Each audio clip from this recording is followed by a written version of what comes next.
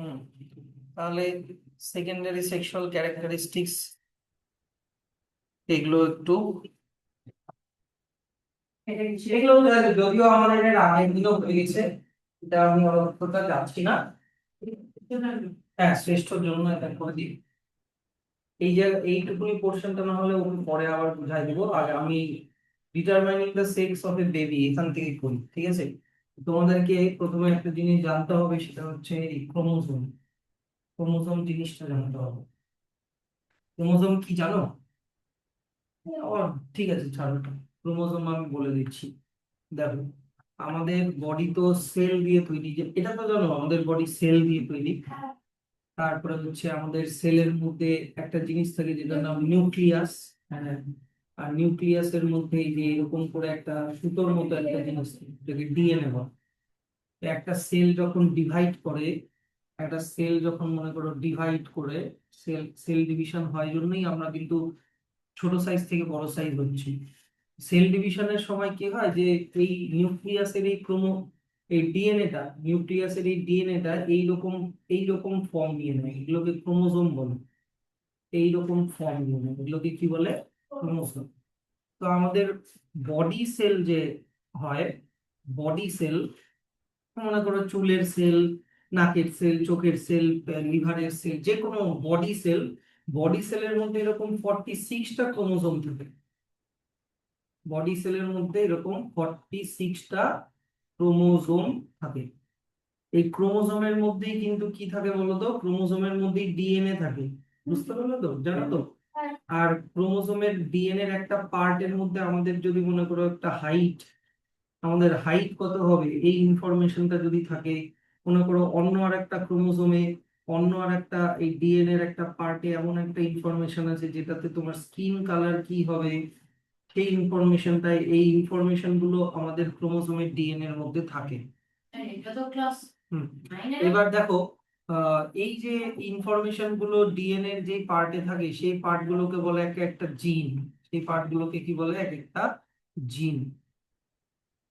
তাহলে জিন কি? জিন হচ্ছে ডিএনএরই একটা পার্ট যেটা ক্রোমোজোমের মধ্যে থাকে, যেটা আমাদের বডি ফিচার্স এর ক্যারেক্টার, যে ক্যারেক্টারের যে ইনফরমেশন ওগুলোকে ক্যারি করে। বুঝলা? তো আমাদের বডিতে শুধু বডি সেল যে আছে তা না, কিন্তু আমাদের বডিতে আরেক ধরনের সেল আছে, যেই সেলগুলোকে বলে গ্যামেট। যেই সেলগুলোকে বলে গ্যামেট। এবার গ্যামেটের মধ্যে 46টা ক্রোমোজোম থাকে না, গ্যামেটের মধ্যে তার হাফ ক্রোমোজোম থাকে, 23টা ক্রোমোজোম থাকে। 23টা ক্রোমোজোম থাকে। বুঝলা? এবার এবার গ্যামেট, ছেলেরাও গ্যামেট বানায়, মেয়েরাও গ্যামেট বানায়। মেলরা যে গ্যামেট বানায় সেটাকে বলে স্পার্ম, আর ফিমেলরা যে গ্যামেট বানায়, ইয়েস, সেটাকে বলে ওভাম। বুঝলা? ওভাম বা এগ। তাহলে মেল বা ফিমেলের বডির মধ্যে কটা করে ক্রোমোজোম? 46টা করে ক্রোমোজোম। 46টা করে ক্রোমোজোম। কিন্তু স্পার্ম আর ওভামের মধ্যে 46টা না, কটা? 23টা করে ক্রোমোজোম। এবার মনে করো এই মেলটা মনে করো ফাদার, এই ফিমেলটা মনে করো মাদার। ঠিক। এবার এই স্পার্ম আর ওভামের ফিউশন হয়, স্পার্ম আর ওভাম একসাথে লেগে যায়, যেটা হয়ে একটা সেল তৈরি করে যেটার নাম হচ্ছে জাইগোট। তারপরে এই জাইগোটটা এমব্রায়ো, এমব্রায়ো থেকে একটা বেবি ফর্ম হয় যার বার্থ হয়।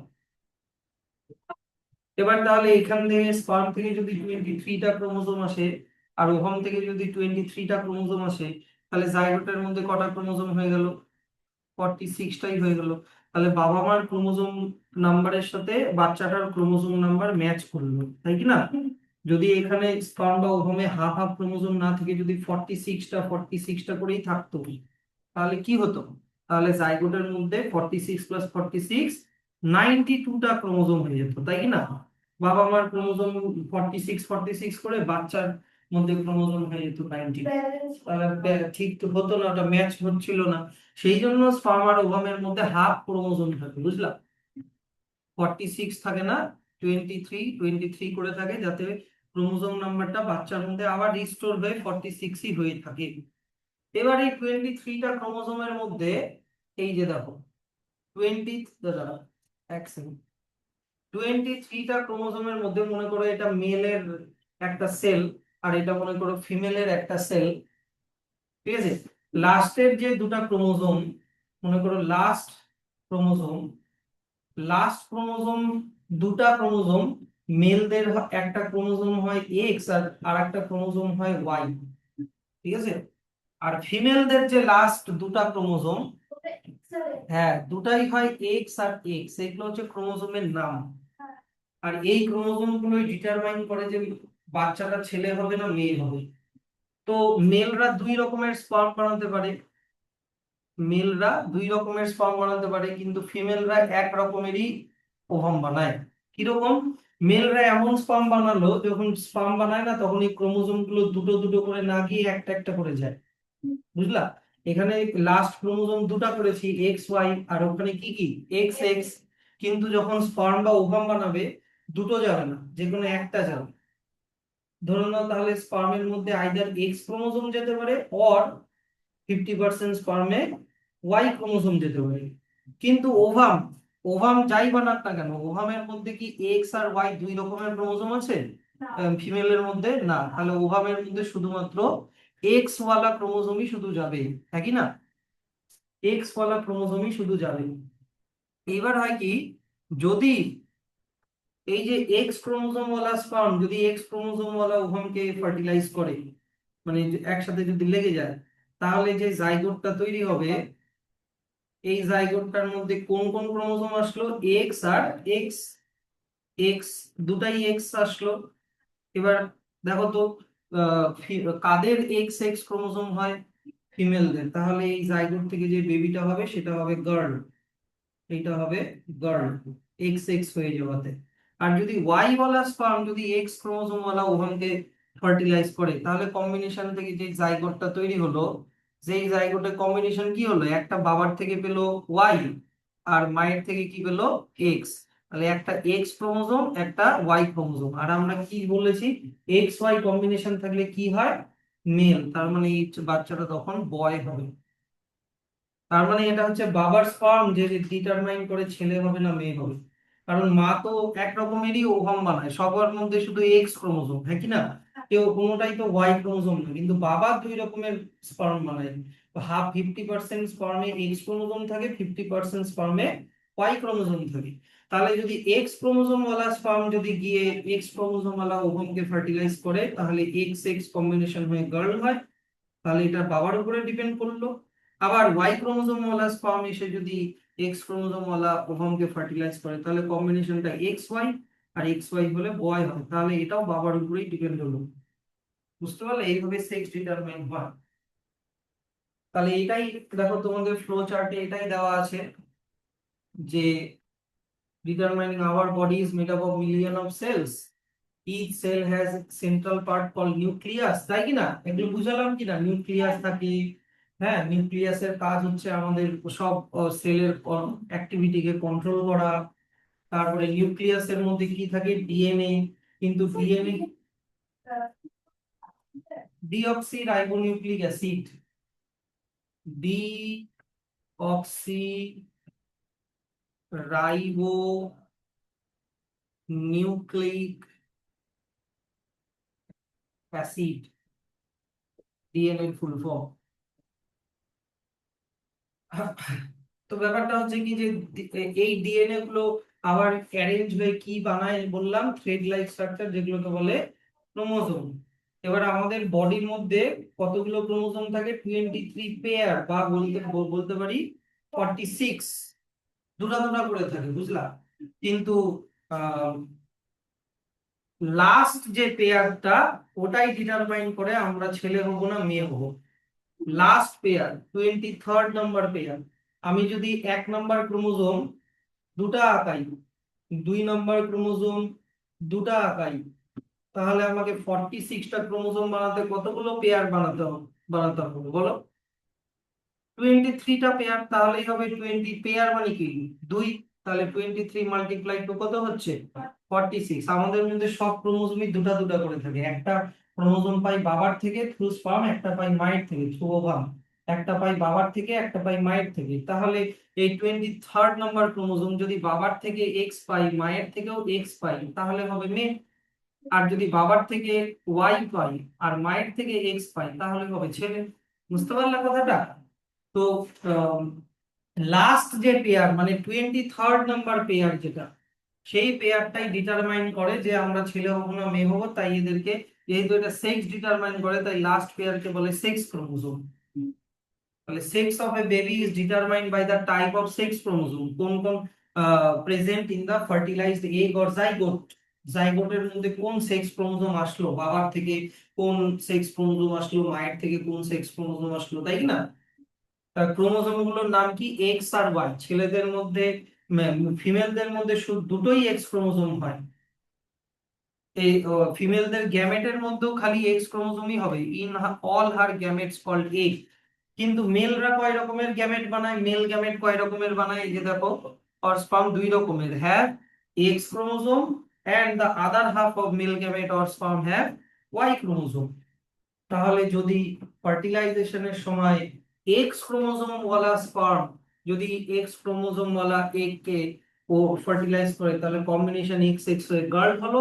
আর যদি ওয়াই কম্বিনেশন ওয়ালা স্পার্ম, হ্যাঁ, এক্স ওয়াই কম্বিনেশন ওয়ালা স্পার্ম যদি এগ কে ফার্টিলাইজ করে, তাহলে এক্স ওয়াই হয়ে বয় হয়ে গেল। এইটাই হচ্ছে সেক্স ডিটারমিনেশন। আর এই যে ফ্লো চার্টটা আছে, এই ফ্লো চার্টটা খুবই ভালো করে প্র্যাকটিস করবে। এই ফ্লো চার্টটা ড্র করতে হবে,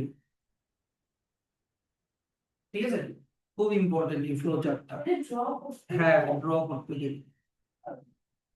পারবা তো? এই যে মেয়েদের মধ্যে এক্স এক্স, মায়ের মধ্যে এক্স এক্স, বাবার মধ্যে কি এক্স ওয়াই। তাহলে মা যাই এগ বানাক না কেন, তার মধ্যে একটা করে এক্স ক্রোমোজোম থাকবে, কিন্তু বাবা যে স্পার্ম বানাবে 50% এর মধ্যে এক্স, 50% এর মধ্যে ওয়াই।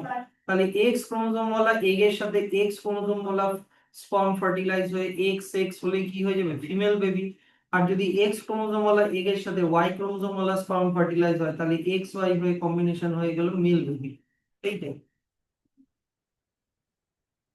তাহলে কার ক্রোমোজোম ডিটারমাইন করে যে ছেলে হবে না মেল হবে? মেলের ক্রোমোজোম, বাবার ক্রোমোজোম ডিটারমাইন করে। এটা ইম্পর্টেন্ট। ঠিক। তাহলে প্রগ্রেস চেক, কুইক চেকটা করে নি, fill in the blanks. Sex of the baby in human is determined by sperm. দাঁড়াও দাঁড়াও দাঁড়াও দাঁড়াও, স্পার্ম হবে না। আর ডিটারমাইন্ড বাই লেখা হচ্ছে সেক্স ক্রোমোজোম। স্যার এটা কি লিখেছো? Sex chromosomes. না, বলছি।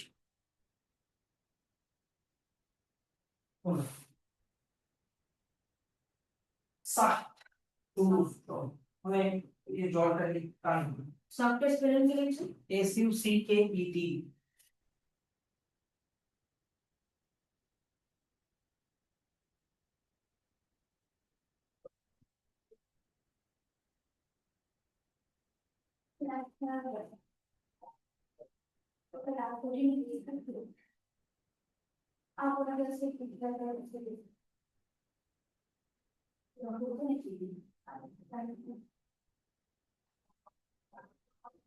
আগে করে নি, দাঁড়াও, আগে লিখো না, বুঝলা ভুল হতে পারে। Sex of baby in human is determined by sex chromosome. They are present in the dash of each body cell. আচ্ছা, they are present in the কি লেখা আছে? ও, নিউক্লিয়াস না? They are present in the nucleus of each body cell. In males, there are of two types of gametes. সেখানে লিখে দাও two types of gametes having either X chromosome or Y chromosome. In female, all ova have same X chromosome. When a sperm with X chromosome fuses with ovum with X chromosome, forms a girl child. If a sperm having Y chromosome fuses with ovum, it results in boy child. এইটা এটা ওই যে এটা এখানে একটাই answer হবে, x chromosome. এখানে ওইটা ওই ড্যাশেরই কন্টিনিউয়েশন, এটা দরকার নেই।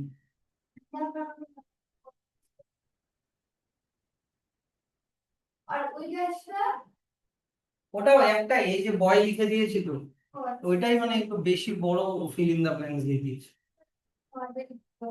হুম।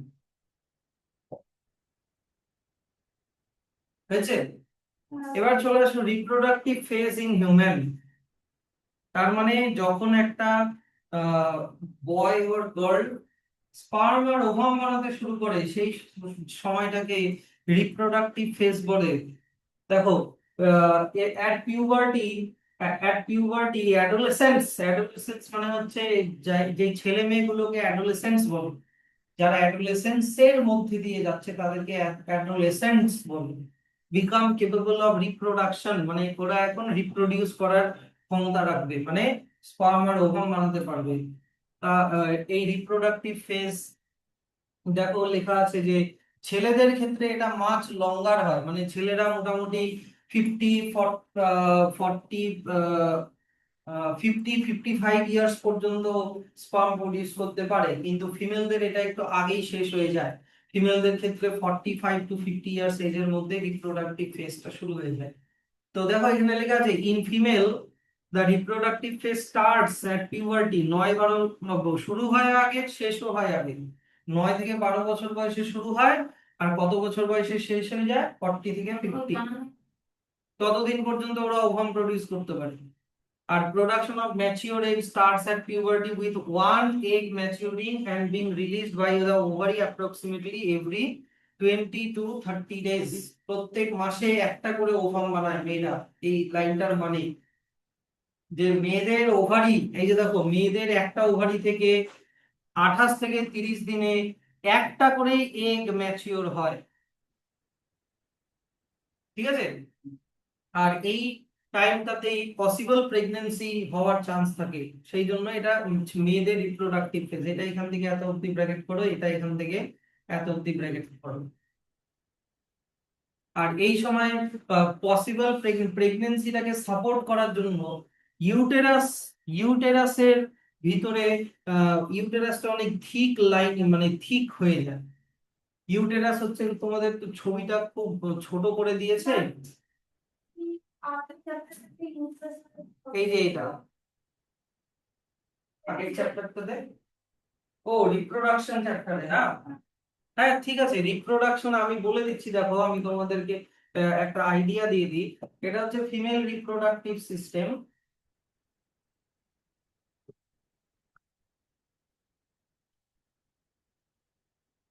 এই যে এটা হচ্ছে ফিমেল রিপ্রোডাক্টিভ সিস্টেম, এগুলো হচ্ছে ওভারি, এই যে যেটা আমি আঁকাচ্ছি এটা হচ্ছে ওভারি, এর মধ্যে ওভাম আর এগ তৈরি হয়, যে কোনো একটা ওভারিতে মাসে একটা করে এগ তৈরি হবে, ঠিক? আর এই এগটাই গিয়ে এখানে এখানে স্টোর হয়ে থাকে এই জায়গাটায়, এই যে এই জায়গাটায় স্টোর হয়ে থাকে। এবার যদি স্পার্ম যদি আসে, স্পার্ম যদি ওভামের সাথে ফার্টিলাইজ হয়ে যায়, তাহলে এই স্পার্ম আর ওভামের ফিউশনে তৈরি হলো জাইগোট, হ্যাঁ কি না? এবার জাইগোটটা বড় হওয়ার জন্য তো খাবার দাবার অক্সিজেন এগুলো লাগবে, হ্যাঁ কি না? তো এই জাইগোটটা অক্সিজেন পাবে কোথা থেকে? এই যে এটা হচ্ছে ইউটেরাস, এই যে এটা, এই ইউটেরাসের মধ্যে গিয়ে জাইগোটটা ঢুকে যায়, এটাই হচ্ছে মায়ের গর্ভ, যেখানে বাচ্চাটা বড় হলো, বুঝলা? এই জায়গাটাতেই পরে এরকম করে তোমার হচ্ছে একটা মাদার উম তৈরি হয়, এখান থেকে একটা কানেকশন হয়, আর এই জায়গাটায় বাচ্চাটা এখানে থাকে, এই জায়গাটা।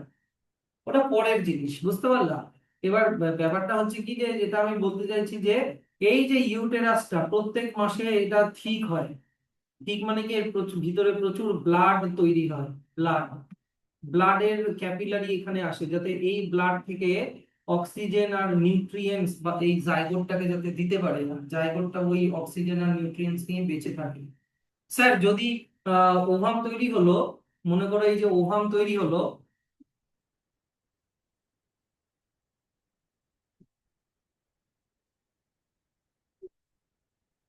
হ্যাঁ, এই যে মনে করো ওভাম তৈরি হলো কিন্তু কোনো স্পার্ম আসলো না, তাহলে কি হবে? তাই কি না? যদি ওভাম আসলো, ওভাম তৈরি হলো, মাসে একটা ওভাম তৈরি হলো, কিন্তু এই ওভামটাকে ফার্টিলাইজ করার জন্য কোনো স্পার্ম আসলো না, মনে করো একদম একটা বাচ্চা মেয়ে, 9 10 12 বছরের একটা মেয়ে, ওর বিয়ে হয়নি, বুঝতে পারলা? তাহলে এই ওভামটার কি হবে, ওই 28 বা 30 দিন পরে এই এই যে ইউটেরাসের মধ্যে যে যত ব্লাড আছে এগুলো ফেটে ফেটে সব ব্লাড গুলো বেরিয়ে যাবে, বুঝলা? এই ব্লাড গুলো বেরিয়ে যায়, আর এই ওভামটাও আনফার্টিলাইজড ওভামটাও বাইরে বেরিয়ে আসে। আনফার্টিলাইজড ওভাম মানে কি, যেই ওভামটা স্পার্ম দিয়ে ফার্টিলাইজ হলো না সেও বাইরে বেরিয়ে আসে। বাইরে বেরিয়ে আসলে তাহলে এখন ইউটেরাসটা কেমন দেখতে হয়ে যাবে, ইউটেরাসটা একদম পাতলা হয়ে যাবে, হ্যাঁ কি না? কারণ সব ব্লাড বেরিয়ে গেছে, ওভামটাও বেরিয়ে গেছে।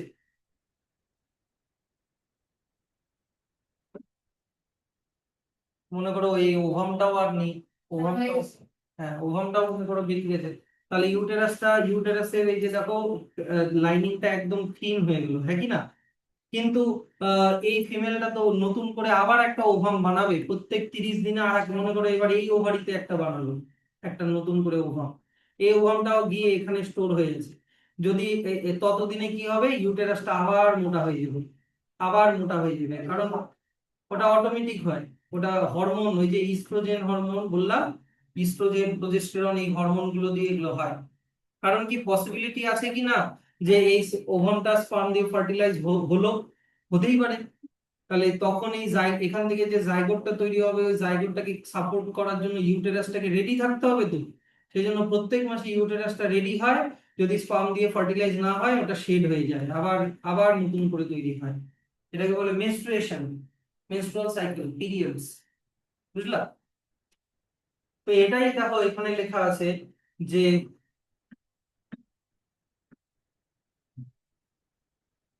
এই uterus prepares for a possible pregnancy by thickening its lining. Lining মানে ওর ভিতরে ব্লাডের লাইনিং গুলো আরো বাড়তে থাকে। কিন্তু ইফ ফার্টিলাইজেশন হ্যাপেন্স তাহলে প্রেগন্যান্সি হবে, হ্যাঁ কি না?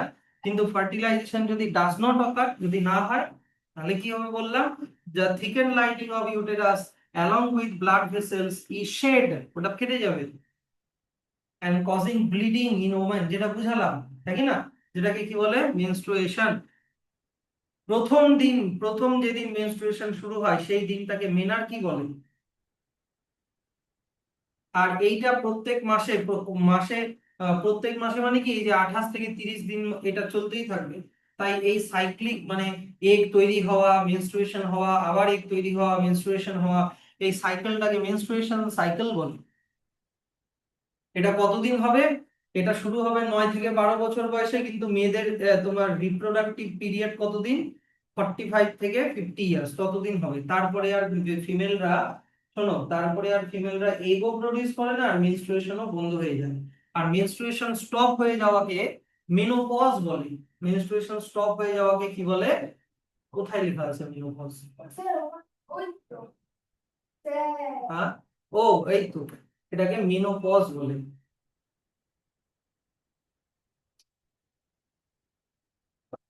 স্যার এই মেনস্ট্রুয়েশনটা কি কি দিয়ে কন্ট্রোল হয়, এই যে ইউটেরাসটা মোটা হচ্ছে আবার শেড হয়ে যাচ্ছে, এগুলো ওই যে হরমোন দিয়েই কন্ট্রোল হয়। তোমাদেরকে ফিমেলদের ওভারি যে দুটো হরমোন প্রডিউস করে, এই যে দেখো ইস্ট্রোজেন আর প্রোজেস্টেরন, এরা এগুলোকে কন্ট্রোল করে, ঠিক আছে? আর যদি ফার্টিলাইজেশন হয়ে যায় তাহলে কি হবে, ফার্টিলাইজেশন হলে আবার প্রোজেস্টেরন একাই কাজ করবে, প্রোজেস্টেরন প্রেগন্যান্সিটাকে মেনটেন করবে, মেনটেনিং প্রেগন্যান্সি,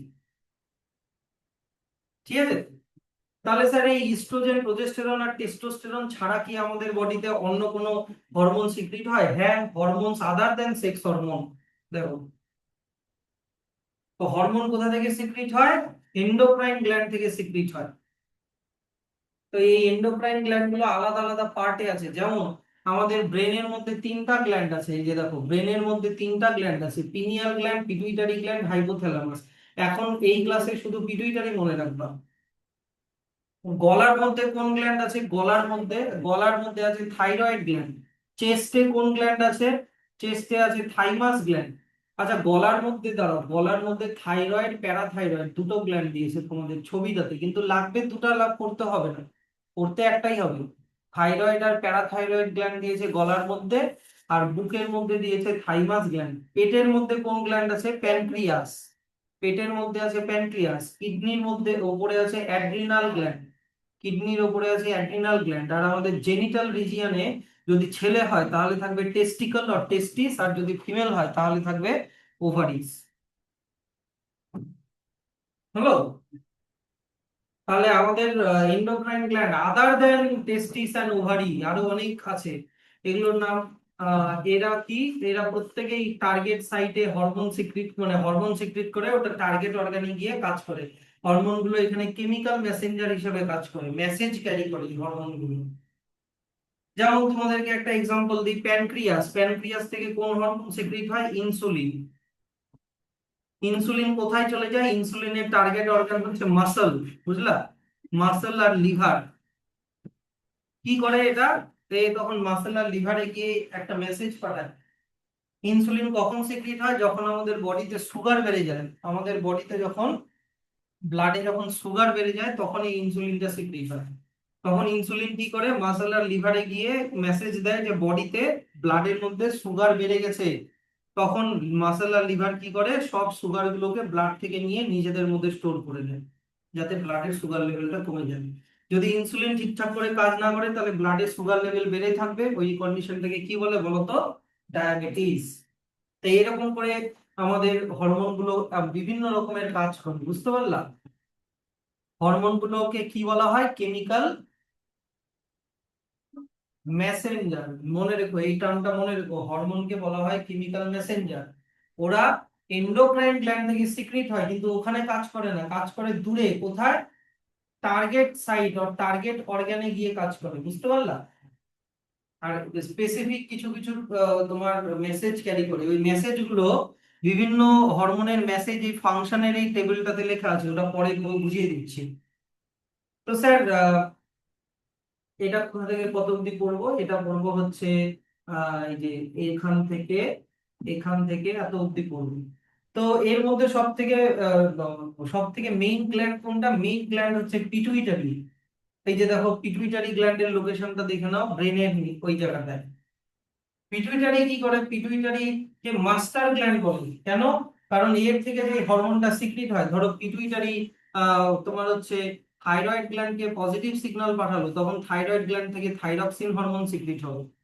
আর যদি নেগেটিভ সিগন্যাল পাঠায় তাহলে থাইরয়েড গ্ল্যান্ড থেকে থাইরক্সিন হরমোনের সিক্রিশন বন্ধ হয়ে যাবে।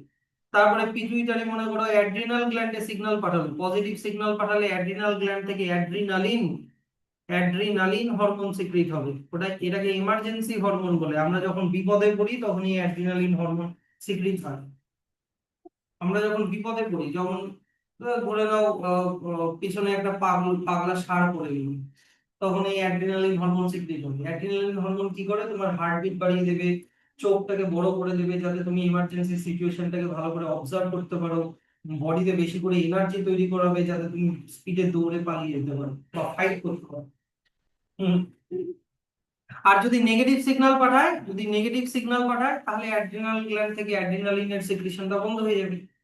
এটাই হচ্ছে পিটুইটারির কাজ, যে পিটুইটারি অন্যান্য গ্ল্যান্ড গুলোর সিক্রিশনকে কন্ট্রোল করে পজিটিভ বা নেগেটিভ সিগন্যাল পাঠিয়ে, বুঝলা? সেই জন্য এটাকে কি বলে? Master gland, because it secretes hormone that stimulate other endocrine glands such as testis, ovary, thyroid, adrenal to release their own hormone. ওদের হরমোন গুলো যাতে ওরা সিক্রিট করে। এছাড়াও পিটুইটারি হরমোন কিন্তু আরো একটা ইম্পর্টেন্ট হরমোন সিক্রিট করে, যেটা টেবিলের মধ্যে লেখা আছে, সেটা হচ্ছে গ্রোথ হরমোন। তাহলে একটা একটা করে এন্ডোক্রাইন গ্ল্যান্ড দেখি, গ্ল্যান্ডগুলোর সিক্রিশন, গ্ল্যান্ডগুলোর লোকেশন, কোন হরমোন সিক্রিট করে আর ফাংশন। এই যে দেখো আমার এখানে pituitary gland location base of the brain, ব্রেনের নিচে থাকে। কি কোন হরমোন সিক্রিট করে? Growth hormone. কাজ কি? Control the growth of human body. Thyroid gland কোথায় থাকে? আমাদের নেক রিজিয়নে থাকে। কোন হরমোন সিক্রিট করে? থাইরক্সিন। থাইরক্সিনের কাজ কি? আমাদের বডির মেটাবলিজমকে কন্ট্রোল করা। স্যার মেটাবলিজম কি? আমাদের বডির ভিতরে যত কেমিক্যাল রিঅ্যাকশন হচ্ছে সেটাকে কন্ট্রোল করা, বুঝলা? প্যানক্রিয়াস, প্যানক্রিয়াস কোথায়? Below the stomach. কোন হরমোন? আমার এখানে দেখো, কোন হরমোন সিক্রিট করে? ইনসুলিন। ইনসুলিনের কাজ এখনই কি বললাম? ব্লাড সুগার লেভেলকে কন্ট্রোল করা। তারপরে অ্যাড্রিনাল গ্ল্যান্ড, অ্যাড্রিনাল গ্ল্যান্ড কোথায় থাকে? টপ অফ টু কিডনিস, দুটো কিডনির উপরে থাকে। অ্যাড্রিনাল গ্ল্যান্ড থেকে কি সিক্রিট হয়? অ্যাড্রিনালিন, যেটার আরেকটা নাম কি বললাম? Emergency hormone. এই অ্যাড্রিনালিনের কাজ কি বললাম? Prepares our body to function to at maximum efficiency during emergency situation like danger, fear, shock, surprise, anger, excitement. একটা এক্সাম্পল তোমাকে তো দিলাম, তাই কি না? যে তোমার পিছনে মনে করো একটা পাগলা অক্স পড়ে গেল, ষাঁড়, তাহলে তো অ্যাড্রিনালিন হরমোন কি করবে, তোমার বডিকে কি করবে, প্রিপেয়ার করবে, যাতে তোমার বডি, এদিকে দেখো, ম্যাক্সিমাম এফিসিয়েন্সিতে যাতে কাজ করে, ম্যাক্সিমাম স্পিডে যাতে দৌড়ে পালিয়ে যেতে পারে। সেই জন্য দেখবা যে একটা মোটা লোকের পিছনেও পাগলা ষাঁড় পড়ে গেলে মোটা লোকটা প্রাচীরে উঠে যাবে। নর্মালি ওকে প্রাচীরে উঠতে বলবা, ও বলবে পারবো না, কিন্তু বিপদে পড়লে ও ঠিকই পারবে। কেন? কারণ ওর বডিতে বিপদের সময় কোন হরমোন সিক্রেট হচ্ছে? অ্যাড্রিনালিন। অ্যাড্রিনালিন কোথা থেকে সিক্রেট হয়? Adrenal gland. অ্যাড্রিনাল গ্ল্যান্ড কোথায় থাকে? দুটো কিডনির ওপরে থাকে। এছাড়া অ্যাড্রিনালিন, হ্যাঁ, অ্যাড্রিনাল গ্ল্যান্ড থেকে আরো একটা হরমোন সিক্রেট হয় যেটার নাম অ্যালডোস্টেরন। অ্যালডোস্টেরনের কাজ হচ্ছে আমাদের বডিতে ব্লাডের মধ্যে সল্টের ব্যালেন্স কে কন্ট্রোল করা, maintain the correct salt balance in the blood. বলো, বলো, did you know pancreas? Pancreas হচ্ছে এমন একটা গ্ল্যান্ড যে এন্ডোক্রাইন হিসেবেও কাজ করে, আবার এক্সোক্রাইন হিসেবেও কাজ করে। সেই জন্য এটাকে কি বলে, সেই জন্য এটাকে মিক্সড গ্ল্যান্ড বলে, মিক্সড গ্ল্যান্ড বা হেটেরোজিনিয়াস গ্ল্যান্ড বলে। এন্ডোক্রাইন পার্ট থেকে কি সিক্রিট করবে বলো তো? বলো, এন্ডোক্রাইন পার্ট থেকে কি সিক্রিট করবে? হরমোন, অবশ্যই এন্ডোক্রাইন গ্ল্যান্ড। আর এক্সোক্রাইন গ্ল্যান্ড থেকে কি সিক্রিট করে জানো? ডাইজেস্টিভ এনজাইম, ডাইজেশনে হেল্প করে, digestive enzyme. It secrete hormones like insulin and glucagon into bloodstream directly, and also secrete enzyme via pancreatic duct into duodenum. Duodenum মানে হচ্ছে আমাদের digestive tract। এই যে এটা মনে করো স্টমাক, এই যে দেখো এটা হচ্ছে স্টমাক, এইটা মনে করো স্মল ইন্টেস্টাইন, এইখানে থাকে প্যানক্রিয়াস, এই যে এটা হচ্ছে প্যানক্রিয়াস। তাহলে প্যানক্রিয়াসের এন্ডোক্রাইন পার্ট থেকে হরমোন সিক্রিট হবে। কোন কোন হরমোন? ইনসুলিন তো একটা জানোই, আর একটা জেনে রাখো গ্লুকাগন। ঠিক আছে? ইনসুলিন গ্লুকোজের সুগারের লেভেলকে কমায়, গ্লুকাগন আবার সুগারের লেভেলকে বাড়ায়। ঠিক। আর এইটা হচ্ছে প্যানক্রিয়াটিক ডাক্ট, দেখো, এই যে এইটা হচ্ছে প্যানক্রিয়াটিক ডাক্ট। কোথায় লেখা আছে প্যানক্রিয়াটিক ডাক্ট? এই যে এইটা হচ্ছে প্যানক্রিয়াটিক ডাক্ট। তাহলে ডাক্ট থাকলে ওটাকে আবার কি বলবো? এক্সোক্রাইন গ্ল্যান্ড বলবো, হ্যাঁ কি না? এই যে দেখো, ডাক্ট মানে টিউব আছে, মানে এক্সোক্রাইন গ্ল্যান্ড, এটা আগের দিন বলেছিলাম। সেই জন্য প্যানক্রিয়াসকে লিখে রাখো, একে মিক্সড গ্ল্যান্ড বলে, মিক্সড গ্ল্যান্ড,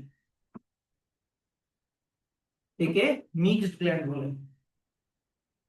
স্যার, হরমোন যদি পার্টিকুলার লেভেলের থেকে কম বা বেশি সিক্রিট হয় তাহলে কি হবে? তাহলে রোগ হয়ে যাবে।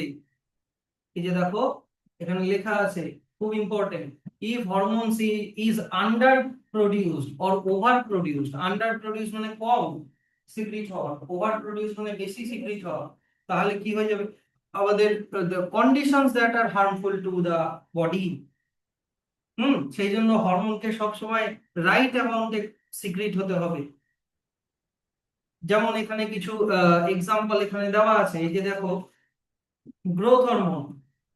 গ্রোথ হরমোন যদি, এই যে দেখবা আমার এখানে, গ্রোথ হরমোন যদি ডেফিসিয়েন্সি মানে লেস যদি সিক্রিট হয়, তাহলে ডরফিজম হয়ে যাবে বা পেটে হয়ে যাবে। নর্মাল, ওই যে ওই পেটে না, মানে একদম ওই যে সার্কাসের জোকার গুলো দেখেছো না, ওই পেটে। ঠিক আছে? আর যদি too much growth hormone secrete হয় তাহলে কি হবে? আচ্ছা, তারপরে দেখো, কোনটা সিক্রিট হয়? থাইরয়েড গ্ল্যান্ড থেকে কোন হরমোন সিক্রিট হয়? থাইরক্সিন। এই স্যার, এই থাইরক্সিন হরমোন যদি থাইরক্সিন হরমোন বানানোর জন্য একটা জিনিস মনে রাখবা, শোনো কথাটা, থাইরক্সিন হরমোন বানানোর জন্য আয়োডিন দরকার। থাইরক্সিন হরমোন বানানোর জন্য আয়োডিন দরকার। এইদিকে দেখো, তাই দেখো এখানে লেখা আছে, the thyroid gland require a constant supply of iodine to produce thyroxine hormone. তাহলে তোমাকে থাইরয়েড গ্ল্যান্ডে কনস্ট্যান্টলি আয়োডিন সাপ্লাই করতে থাকতে হবে। স্যার, যদি আমাদের বডিতে আয়োডিন কমে যায় তাহলে কি হবে?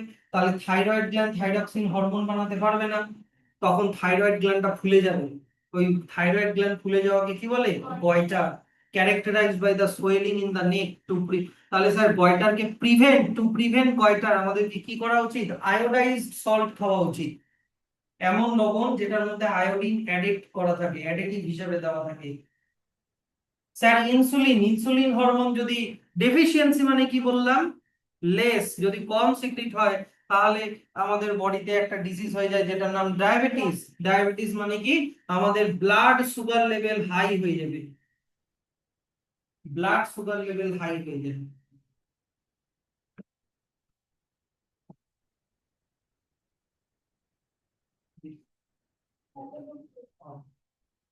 তাহলে এবার চলে আসো role of hormones in completing the life cycle of insects and frog. দেখো ইনসেক্ট আর ফ্রগেও কিন্তু হরমোনের বিশাল বড় সিগনিফিকেন্স আছে, ঠিক আছে। তুমি কখনো দেখেছো প্রজাপতির যে ডিমগুলো, এগ, প্রজাপতি বা মথের এগ গুলো যখন হ্যাচ আউট হয় তখন কি প্রডিউস হয়? ক্যাটারপিলার, হ্যাঁ কি না? এরকম ক্যাটারপিলার প্রডিউস হয়। এবার ক্যাটারপিলার তারপরে কি বানায়, এরকম গাছের পাতা বা কিছুর মধ্যে এরকম করে নিজের বডি থেকে একটা মানে স্যালাইভা সিক্রিট করে, হ্যাঁ, স্যালাইভা সিক্রিট করে এরকম করে একটা পিউপা বানায়, পিউপা। এই পিউপার মধ্যে আন্ডার ডেভেলপ বাটারফ্লাইটা থাকে, আন্ডার ডেভেলপ মানে ও ডেভেলপ হচ্ছে। তারপরে যখন এই বাটারফ্লাইটা ম্যাচিউর হয়ে যায় তারপরে বাটারফ্লাইটা এখান থেকে বেরিয়ে আসে আর ও একটা মেল বা ফিমেল বাটারফ্লাই, অ্যাডাল্ট বাটারফ্লাই হয়ে যায়। তো দেখো তো তোমার হচ্ছে এই যে তোমার ক্যাটারপিলার, ক্যাটারপিলার হচ্ছে বাটারফ্লাই লার্ভা স্টেজ বলে, লার্ভা, লার্ভা বলে এটাকে। তারপরে হলো ওটা পিউপা, তারপরে হলো ম্যাচিওরড বাটারফ্লাই। হ্যাঁ, দেখো তো ম্যাচিওরড বাটারফ্লাই এর সাথে পিউপা আর পিউপার সাথে ক্যাটারফ্লাই বা ম্যাচিওরের সাথে ক্যাটারপিলার দুজনের স্ট্রাকচারের কোনো মিল আছে? মিল নেই। এই চেঞ্জ হওয়াটাকে বলা হয় মেটামরফোসিস। কি বলা হয়? চেঞ্জ হওয়াটাকে মেটামরফোসিস বলে। আমাদের হিউম্যানে এটা হয় না। হিউম্যানের মায়ের পেটে বাচ্চাটা দেখতে হিউম্যানের মতনই হয় প্রায়, যখন মানে আর ডেভেলপ যখন হচ্ছে ওটা মানুষের মতনই দেখতে লাগে। কিন্তু প্রজাপতির বাচ্চা, ফ্রগের বাচ্চা, এরা একদম মানে ওদের বাবা মার মতো দেখতে হয় না। কোন স্টেজে? লার্ভাল স্টেজে বা পিউপাল স্টেজে। তো ব্যাপারটা কি, এই যে we have already learn the frogs and insects undergo metamorphosis become adult, to become adult, ঠিক আছে। তো স্যার ইনসেক্টের ক্ষেত্রে কোন হরমোন, ইনসেক্ট হরমোন এটাতে হেল্প করে, আর ফ্রগের ক্ষেত্রে কোন হরমোন, থাইরক্সিন হরমোন এটাতে হেল্প করে। Thyroxine hormone produced by thyroid gland. তাহলে স্যার থাইরক্সিন হরমোন বানানোর জন্য কি লাগবে বলো? থাইরক্সিন হরমোন বানানোর জন্য আয়োডিন লাগবে। তো স্যার ফ্রগ তো আয়োডিন খায় না, তাহলে কোথা থেকে পাবে? দেখো প্রেজেন্ট ইন ওয়াটার, জলের মধ্যেই থাকে। যদি জলের মধ্যে, এই যে দেখো, if the water is deficient in iodine, জলের মধ্যে যদি আয়োডিন না থাকে তাহলে ট্যাডপোল মানে ফ্রগের লার্ভা, ওটা will not develop into an adult frog, adult ফ্রগে কনভার্ট হতে পারবে না। ইনসেক্ট হরমোনের আরেকটা নাম আমি বলে দিচ্ছি, জুভেনাইল হরমোন। ইনসেক্ট হরমোনের আরেকটা নাম হচ্ছে জুভেনাইল হরমোন, জুভেনাইল হরমোন। ফ্রগেরও মেটামরফোসিসটা দেখিয়ে দিই। মনে করো এগুলো হচ্ছে ফ্রগের এগ, এগুলো মনে করো ফ্রগের এগ, এগ থেকে বের হয় হচ্ছে এইরকম, এইরকম এদের আবার গিলস থাকে মাছের মতো, এগুলোকে বলা হয় ট্যাডপোল। ট্যাডপোলের গিলস থাকে তাই এরা ওয়াটারে থাকতে পারে, ওয়াটারে থাকতে পারে। ইভেনচুয়ালি কি হয়, এই ট্যাডপোলের যে টেইলও থাকে, ট্যাডপোলের টেইলও থাকে, গিলসও থাকে। পরবর্তীতে কি হয়, এই ট্যাডপোল টেল গিলস এগুলো সব ডিজেনারেট হয়ে যায় আর ওটা হয়ে যায় একটা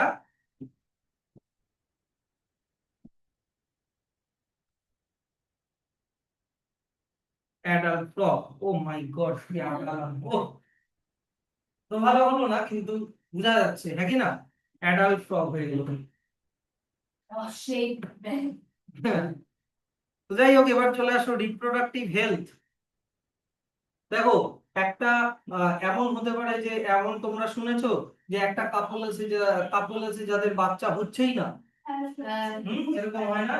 কেন? কারণ হয়তো নিশ্চয়ই ওদের রিপ্রোডাক্টিভ অর্গান রিলেটেড কোনো প্রবলেম হয়েছে। হ্যাঁ, তো রিপ্রোডাক্টিভ হেলথ কে মেনটেন করা খুব ইম্পর্টেন্ট। প্রথমে জেনে নাও হেলথ, হেলথের ডেফিনেশন কি। এইদিকে দেখো, হেলথ হচ্ছে এমন একটা লোক যার যে ফিজিক্যালি, ইমোশনালি এন্ড সোশ্যালি যাতে যে ফিট, যে ফিজিক্যালি মানে তার যার বডি ঠিক, ইমোশনাল যার মেন্টালিটিও ঠিক, আর যে সোশ্যালি সবার সাথে কথা বলে মিশে ভালো, হ্যাঁ, তাকে বলবো আমি একটা healthy person. The health is defined as the physical, emotional and social well-being of a person. তাহলে আমাদেরকে হেলদি থাকার জন্য কি করা উচিত? আমাদের হেলদি থাকার জন্য রেগুলার এক্সারসাইজ করা উচিত, ব্যালেন্স ডায়েট খাওয়া উচিত, ঠিক আছে?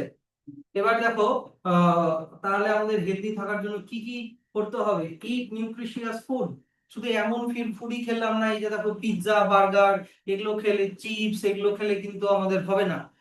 হ্যাঁ, আমাদের সব রকম শাক সবজি, ফ্রুট, ভেজিটেবল, গ্রেইন, প্রোটিন সব খেতে হবে। তারপরে মেনটেন পার্সোনাল হাইজিন, ভালো করে গা হাত পা ধুতে হবে, বডির সব পার্ট ভালো করে রেগুলার বাথিং করতে হবে, ইউজ করতে হবে। এই যে দেখো লেখা আছে girls should be extra careful during menstruation. Menstruation যেই সময় ব্লাড ফ্লো হচ্ছে ইউটেরাস থেকে, by changing sanitary napkin frequently and keeping the area clean to prevent infection. Infection থেকে বাঁচানোর জন্য স্যানিটারি প্যাড বা যেগুলো ইউজ করে মেনস্ট্রুয়েশনের সময় এগুলো চেঞ্জ করতে হবে। আর এক্সারসাইজ রেগুলারলি, ভালো করে এক্সারসাইজ রেগুলারলি করলে আমাদের বডিতে ব্লাড ফ্লো খুব ভালো থাকে। আর বডিতে ব্লাড ফ্লো ভালো থাকলে বডি সব সব জায়গায় নিউট্রিয়েন্ট অক্সিজেন পৌঁছাবে, ঠিক আছে? এবার চলে আসো যে আহ অনেক হার্মফুল হ্যাবিটস ওগুলোকে আমাদেরকে চেঞ্জ করতে হবে বা ওগুলোকে অ্যাকোয়ার করলে হবে না। Adolescents are often curious and may want to try new thing. Adolescence মানে তোমরা তোমরা নতুন নতুন জিনিস ট্রাই করতে চাও। যেমন একটু বিড়ি টাইনে দেখি তো কেমন লাগে, তাই একটু বিড়ি টাইনে দেখি কেমন লাগে, চল ভাই বন্ধু একটু বিড়ি টানি। নতুন নতুন জিনিস বলবে কি, বলবে কি যে চল না, খালি একবার টানবি তারপরে আর টানবি না, একবার টাইনে দেখ, জীবনে সবকিছু ট্রাই করতে হয়। ওই ক্ষুদিরাম বসু ছিল ওই খুকিতে অ্যাডমিশনটাও মরে। So, but it is saying avoid harmful habits like alcohol and drug. Do not give in to peer pressure to try anything that can harm your health. যেমন অনেক সময় হয় কি আননোন পার্সনের সাথে যদি সেক্স করে তাহলে একটা খুব ডেঞ্জারাস ডিজিজ হয় যেটার নাম AIDS, acquired immuno deficiency syndrome. যার এইডস হবে তার গোটা বডিটা ভিতর থেকে পচে যাবে, তার সব অর্গান গুলো ফেল হতে থাকে, অর্গান ভিতরে স্টমাক লাং সব হার্ট ধীরে ধীরে ফেল হতে থাকে। একটা ভাইরাসের জন্য হয় এটা। দেখা গেল একটা পার্সনের মধ্যে এইডস এর ভাইরাসটা আছে, এইডস এর ভাইরাসটার নাম হচ্ছে HIV, human immuno deficiency virus. তো ও একটা পার্সন আর একটা পার্সনের সাথে আননোন, ওই পার্সনটা যার মধ্যে এইচআইভি ভাইরাসটা আছে তার সাথে সেক্স করলো। এই সমাজের কাছে থাকে। হুম, এই ভাইরাস সমাজের কাছেই থাকে। সবার কাছে থাকে না, ও হয়তো কোনোভাবে পেয়েছে, অন্য কেউ ব্যাড হ্যাবিটের জন্য পেয়েছে। এই এইচআইভি ভাইরাসটা আননোন বা ইনফেক্টেড পার্সনের সাথে সেক্স করার জন্য হতে পারে। এমনও হতে পারে যে এমন রক্ত দেয় অনেক সময় হসপিটালে, ওই যার রক্ত দিচ্ছে তার রক্তের মধ্যে এইচআইভি ভাইরাস থাকতে পারে, সেটা থেকেও হতে পারে। এমন হতে পারে যে একজনকে একটা ইনজেকশন দিল, ওই যাকে ইনজেকশন দিল তার মধ্যে এইচআইভি আছে, এবার ওই সেম ইনজেকশন সিরিঞ্জটা দিয়ে আরেকজনকে পুশ করলো, তাহলে তার মধ্যে এইচআইভিটা ঢুকে গেল। এইভাবে এইচআইভি ভাইরাসটা ছড়ায়। এইচআইভি হচ্ছে এটা প্রথম এসেছিল আমেরিকা থেকে, বুঝলা? এইচআইভি এটা আমেরিকা, ঠিক করোনা ভাইরাসের মতো, কিন্তু করোনা তো তাও আমরা কিওর মানে অনেকটা করে নিয়েছি, এইচআইভি এখনো করতে পারিনি। এটা একটা ভাইরাস, এটা একটা মিউট্যান্ট চেঞ্জ হয়ে যাওয়া virus. Hmm. So AIDS is a serious disease that can be spread through shared needle when using intravenous drug. ওই যে অনেক সময় ড্রাগ নেয় না ইনজেকশন দিয়ে, ওই ইনজেকশন নেওয়ার সময় দেখা গেল খরচ বাঁচানোর জন্য সবাই মিলে একটাই সিরিঞ্জ কিনেছে। আমি একটু পুশ করে নিলাম, নে তুইও মার, তুইও মার। হ্যাঁ, তাহলে ওদের মধ্যে কারোর একজনের মধ্যে যদি এইচআইভি থাকে তাহলে সবার হয়ে যাবে। So therefore, adolescents should learn to say no to such risky behaviors. Very important. Break this. Our government has legalized age limit for marriage in India. যেমন মেয়েদের এজ লিমিট হচ্ছে 18 আর ছেলেদের এজ লিমিট হচ্ছে 21। না মেয়েদের age না, আগে ছিল। না মেয়েদের 18, ছেলেদের 21। এখন তো কথা হচ্ছে এটাকে আরো কমানোর, কারণ মেয়েদের ম্যাচুরিটি আরো তাড়াতাড়ি চলে আসছে। কিন্তু একটা কারণেই করছে না, যেহেতু ইকোনমিক্যালি আনস্টেবল থাকে, এত ছোট বয়সে কেউ কামাই করে না তাই। ঠিক আছে। Justify why marriage should not be arranged at a very young age. কারণ ইয়ং এজে রিপ্রোডাক্টিভ অর্গান গুলো ম্যাচিওর থাকে না, ফুললি ডেভেলপড স্পার্ম বা ওভাম বানাতে পারে না। এরকম আন্ডার ডেভেলপড স্পার্ম বা ওভাম থেকে যদি বাচ্চা হয়, ছোট ছোট ছেলে মেয়েদের বিয়ে হয়ে গেলো, তাদের বাচ্চাগুলো অ্যাবনর্মাল হবে। এটা একটা কারণ। 2 নম্বর হচ্ছে ছোট বয়সে যদি বিয়ে দিয়ে দেওয়া হয়, তাহলে পড়াশোনা চাকরি বাকরি সব লাটে উঠে যাবে, সংসার সামলাতে হবে, সেই জন্য ছেলে মেয়েদের লাইফটাও নষ্ট হয়ে যাবে। আর তারপরে হচ্ছে উম আহ, এই তো এগুলোই কারণ, এগুলোই কারণ। আর কিছু আছে? ঠিক আছে, তাহলে এক্সারসাইজটা করে নিয়ে আসবে। It's a quick fix here.